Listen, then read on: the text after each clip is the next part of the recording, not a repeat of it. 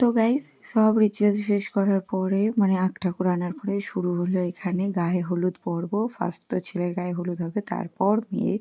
তো এখানে আমার মারা সবাই মিলে দেখো এখানে হলুদ দিচ্ছিল। আমি ক্যামেরাটা নিয়ে কায়দা মারছিলাম, বাট বুঝতেই পারিনি যে ক্যামেরাটা এরকম হয়ে যাবে। যাই হোক, এখানে তো প্রথমে তেল দিচ্ছিল, এরকম নাকি দিতে হয়। মার হাতে ছিল হলুদ নড়ি আর কিসব ছিল জানি না, বলতে পারবো না। তো এখানে আমরা সত্যি বলতে সবাই মিলে অনেক মজা করেছি। দেখো এখানে শুধু হলুদ মাখানো হচ্ছে, দেখো ছেলেকে। ধারণার বাইরে বন্ধুরা, এইভাবে নাকি কাউকে হলুদ মাখায়, আমি তো জানতাম না। যাই হোক, আমার বিয়ের সময় মাখিয়েছে, এইভাবে মাখায়নি আমাকে। তারপরে ছেলেকে এখানে জল দেয়া হলো, মানে যেটা ঘটের জল দেয়া হয়। তারপরে ছেলেকে ভালোভাবে কি বলে ওই জল টল দিয়ে স্নান টান করিয়ে দিয়ে ওখান থেকে তুলে দিল। সবাই হলুদ মাখামাখি করার পরে আমরা একটু নাচানাচি করে নিয়েছিলাম। তা চলো নেক্সট ব্লগ আসছে।